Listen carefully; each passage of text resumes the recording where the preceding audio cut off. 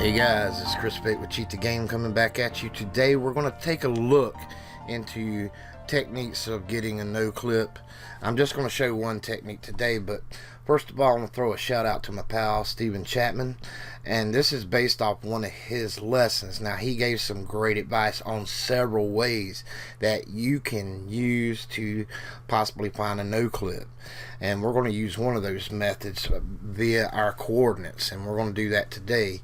And I need to state this also, that these techniques do not work for every single game. You can cause your game to crash a lot, and you're going to crash your game a lot. There's just really no way around it, especially if you go to try to find the flag.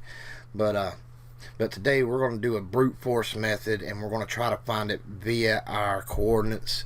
And I really recommend to go watch this video. He gives a lot of different tips on different ways you can find it, and I'm just using one specific way that he mentioned here, so I want to give him credit for this as well. And what we're going to do is we're going to take a look at Darksiders 3, and we're going to see if we can get through an unpassable wall, or it's like a spider web, but it's a collision field. You have to burn it off to get through it, but we're going to see if we can just jump through it. See if we can maybe fool the system into thinking that, you know, it's either the spider web's either burnt or we have not touched that collision field, one way or the other. And we're going to do that here, but I'm going to show you how difficult it is, and just know that we're going beyond what the game was programmed to do. Okay, so anytime that you do that, you are risking, you know, corrupting a save file or something like that. So I always recommend that when you're going beyond the extremes of the game, such as no clips and things like that, or things that could potentially crash your game or cause flags not to set properly, to please always back up your save file somewhere. That way, just in case if you got like an auto save or something like that, and you went beyond a point where a flag needed to be set, it'd be like trying to find a needle in a haystack to save that save file. So go ahead and put your save file somewhere where you know it's safe, and that way you can just go back and replace it if something was to go wrong like that, and that way you haven't lost any of your progress. Okay, so please keep in mind that when you do things like this, that you are going beyond what the game intended, and you can corrupt your game doing stuff like this. Going through walls or places that you should not be at yet can cause the game to not perform properly. So keep that in mind, okay? But I'm going to go ahead and bring Darksiders 3 up, and we'll go ahead and get started.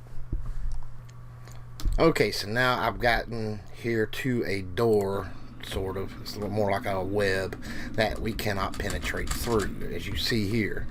So what we want to do, instead of finding a way to get through that, we're going to see if we can hack our way through that.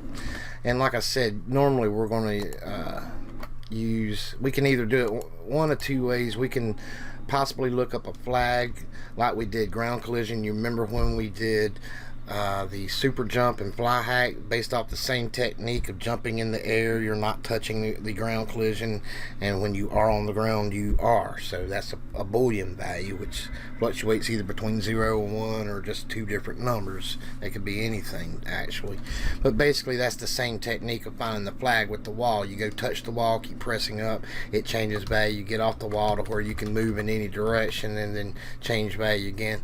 That takes a lot of time, and even if you do find the flag, it's not guaranteed that you're going to know you found it, so that can be really hard. So any of these methods are not 100% guaranteed to work, okay? So keep that in mind also, but these are things you can try.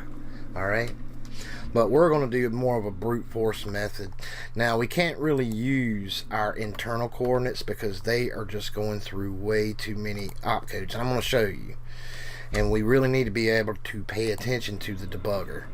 So when I put on, like for my X coordinate, if I put on what accesses this address, what you need to do, you start off, you're okay, but once you get into the game and get moving, this is what you're stuck with, and it's just, the game lags, we're touching the collision field, we're back off of it, and we go back and touch it again, and we just try to piece together to see if there's anything that changed. So we can't really use this because it's going too slow, and there's just way too many things going through here, so we'd be searching forever, and it's like, this is like another thing of a needle in a haystack. So we're not going to use these coordinates, our internal coordinates. However, you know, when you look up your coordinates, you got like 100 of them. It seems like this all the same value. Well, you got a lot of internal check values too, which we also call display values, even though your coordinates aren't a display.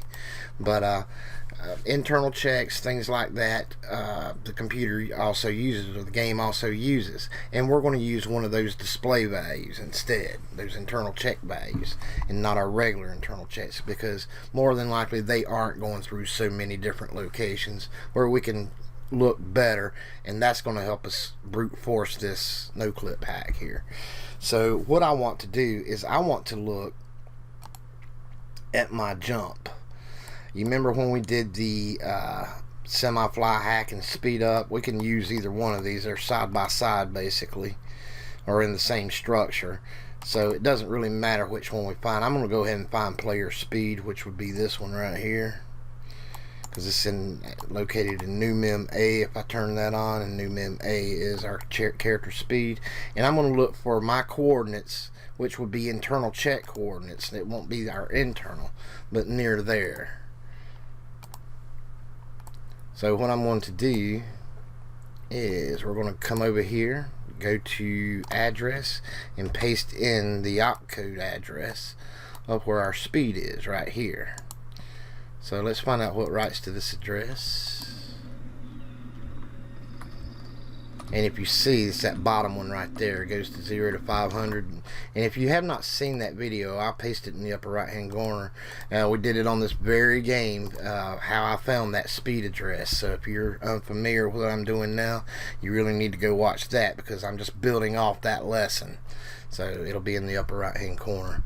But this is our speed, and we're just going to go look in the structure of the memory dump, and we're going to browse this memory region right here. I've already got it on display type float. What you do is just right click it and then go to display type and just put it on float, and we can see that that is our speed. If I was to increase it to like 2000 like last time, we just really jet off, so I'm not going to do that. That's not what we're trying to do here. We're looking for our display type or internal check type coordinates, and if you look on down here, you see them, and you can just check them with your, and these are the internal coordinates. So if I went to change any of these coordinates, they're not going to affect my character. Only these will affect my character. These are the internal values that affects these. All these right here are getting their information from these right here. However, they're not hitting every single thing. The internals are hitting the checks all over the game. These are the checks right here. So that's what we're going to use to help us maybe locate a place we can brute force it. So I'm going to grab my X coordinate 6170. So we're just here, right here. And I'm going to add that to the address list, and I know that's my internal check coordinate or display value, which does not affect us really at all if we change it, but we're going to see if it can provide us some information. So what I'm going to do is I'm going to put on what accesses this address and see if it is going through tons of addresses. And as you see, it is not. So what I want to do is I want to run and go hit the collision field, and I want to see what's happening with it when I do that.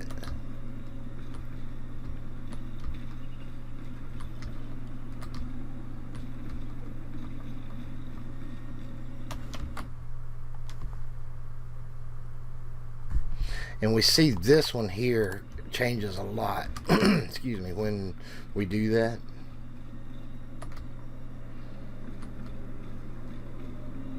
Every time we hit that body right there, it's recognizing a collision. So it's changing then, and it's changing again when we hit the spider web. Take a look. See that? So every time we hit some kind of collision that's in our way that would cause her to move up or stop, this one is accessed or hit. So let's take a look and see what's going on over here. And this is the kind of stuff I look for and what I do, and it's really difficult.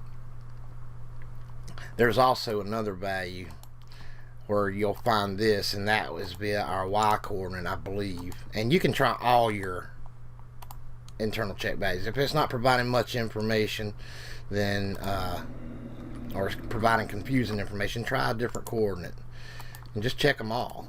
And usually they'll all pop up something when you hit a collision. Take a look.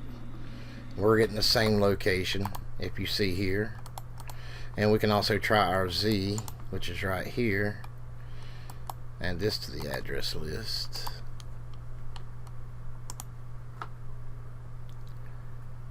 So let's do that. And see, every time we hit something that obstructs our path or anything, it's changing. So okay, that's our up and down, so that's really not being affected. Our Z in this game is up and down, so that's not really being affected. But our Y and our Z, which is our left, right, back and forth, that's what's being affected. These are also your internal check coordinates as well. They're a little bit differently, so they're keeping up with something different. It is the camera instead of the char. If you see that my camera is around her, can go all around and everything. So if you notice, it is probably the camera that it's keeping up with, but it's only being effectuated when we actually move. So we can also use these values because our cameras go with it. Now keep in mind that in most games, especially when you're not in first person view, that usually the third person camera may have a collision field on it. It may not. It may all be going through the same stuff. So not only do you have your char to think about, or your hero, you have your camera to think about also. So if you get the avatar through the wall, doesn't necessarily mean that your camera's going to go through it. So you have to just kind of, you know, work with it like that, kind of play around and see what you can find. But let's just see what we get with these and see if they send us to this same area in memory, just for kicks here. Let's just pick one. Let me see what would be similar to our X and Y, which would be this one. So I'm going to add this one to the address list. And let's just take a look. Now we see here, let's hit one, and you can see that every time we hit that collision over there, this one right here is changing. So this is that one right there as well. So it's bringing us to the same location. If you see the ending address, EBBE, so we're in the same. So I know that I'm in internal check type values. And here's where you can start doing things, because usually your checks will be with your flags also. So, and here's where you're going to crash a game a lot. And here's, you know, a lot of addresses are going through these. So, you know, you're on a wing and a prayer, but sometimes you can get it to work. And that's what we're just hoping for, any type of change that we can narrow down our search for, maybe a flag or something to help us get it easier. And what I do is I just start knopping things out, or I'll go see if, you know, make a mock script on each one, and it's time consuming. You'd want to go through each one to see if any kind of changes occurred, and that could take some time. There are better ways to do it, but you know, this is the brute force method. Brute force is time consuming, and we just do all kind of things to see if maybe we can pass through that, so we know that one don't work. So I go to the next writing opcode, where EAX is placing a new value in RCX plus 08. I'm going to knock that one out. Now I want you to take a look. Boom. You see that as soon as we jump, but see, the flag isn't really being affected to where we are running through the wall. So we have to be careful, but if we jump, we can jump through that collision field. So, and you can see the game glitchy and everything like that, so there's possible graphic values are going through there as well. So, you know, that is a viable method. So I'm going to restore that to the original code. And that's basically what I've already done, is I just went and I saw that the game, and I played through it and made sure the game wasn't crashing. So now with it not knocked out, I can't go back through it again. So if I go through here and just knock out these 3 bytes, sorry about that, guys. I forgot that I had my teleport on, and when I went to put in the script, I accidentally hit the 9, and it teleported me off to Timbuktu somewhere, and I couldn't get back. So I'm just going to re-record this part, so that was my bad, and I'll just use the other 9 on the keyboard instead. So let's go ahead and attach to the game while it's loading up, and we'll write our script. And what I was saying here was I'm going to knock out these 3 bytes, and it looks like, you know, after a bunch of testing and walking around, that is when we're actually walking, we actually hit those collision fields. We only go through it when we jump, so that's good, and that's actually perfect for our needs. So we can jump through a wall and still, you know, the collision fields are still intact when we're on the ground. But like I say, every game is different, so don't expect these type of results this quick. In other games, I mean, you really will be looking. Like I said, it took me days to even find that. So, and let's go ahead and get started here. Let's do an AOB injection. We're going to say no clip.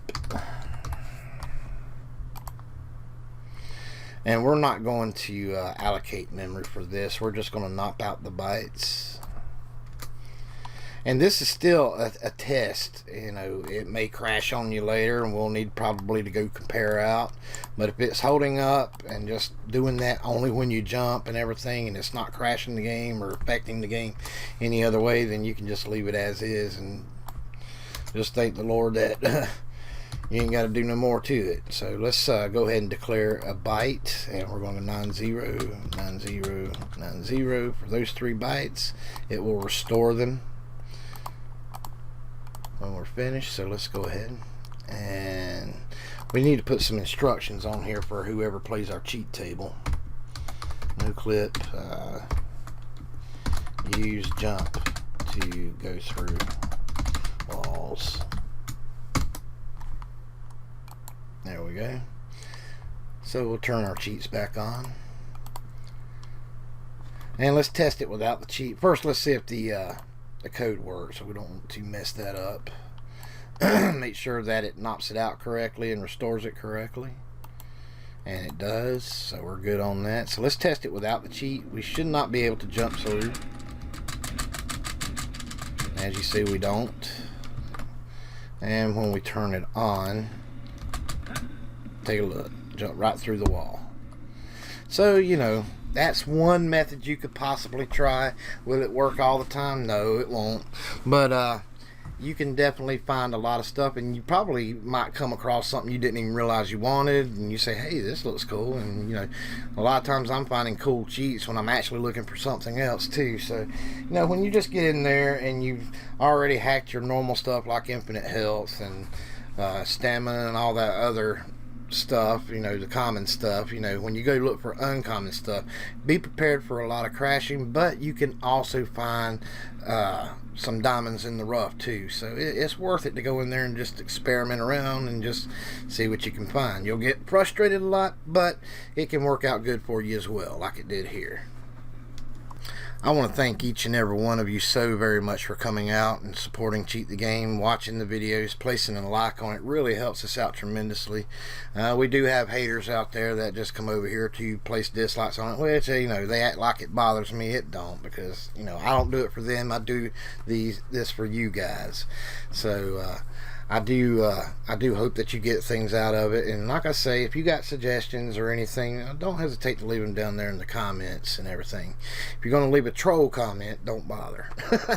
But I want to go ahead and thank my partners right quick. These guys really keep Cheat the Game running. If it wasn't for their kind donations, I would have to close shop a long time ago, but it's because of these guys that we're able to continue to do this. They offer perks every month, and you too can come aboard. It's only $1 a month, and any contribution you would like to give to CTG is greatly appreciated, and I will consider you a partner.